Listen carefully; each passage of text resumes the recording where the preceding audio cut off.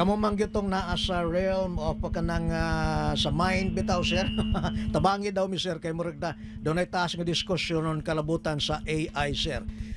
Dapat batang malipay, dapat batang mabalaka, asa ta dapat mo plaster mo pwesto sir. Okay, so interesting na siya na topic karon no kay naa naman gyud na siya.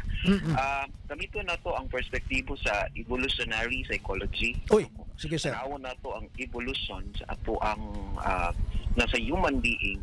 Ang tao complex man gyud siya nga creature, no nga kuan nga animal.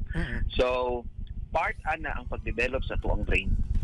Ang ato ang body in general is designed to move, ato ang brain is designed to think, no?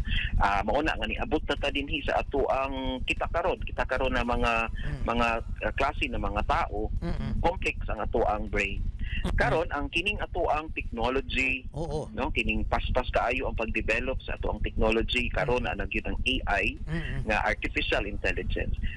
Part kini siya sa ka-complex sa brain sa human being na makamugna siya og mga talagsaon nga mga pamaagi o mga butang, no? Doc, yes sir. Dili ba siya direkta nga threat sa ato jobs, our research, etc. etc. Yes, direct siya na na-IJ apekto sa ato kay tanan natong mga ginabuhat nagakontradict siya karon sa ato ang nature as human being. Yes sir, yes sir. Kinaamang gyud tay nature sa ato human being. So una our body is designed to move. Sa pagkakaroon tungod sa easy access nato sa technology, panagsa na lang kaita mo lihok. Nanay washing machine, naay mga dali na lang kaayo mo lihok. So mo na daghan ng mga sakit nga nang hatag sa ato. In terms of our brain again is designed to think and be rational.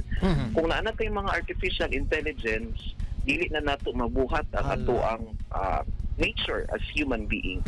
But again, when we go back to sa perspektibo sa evolution, mag-evolve man pud ang ato ang capacity as human being. And so nag-adapt ta kung unsay mga changes pud nato. But again, sa development nato na nahitabo, naa gyud na siya burden. Naa siya consequences because it against with the nature of our human being.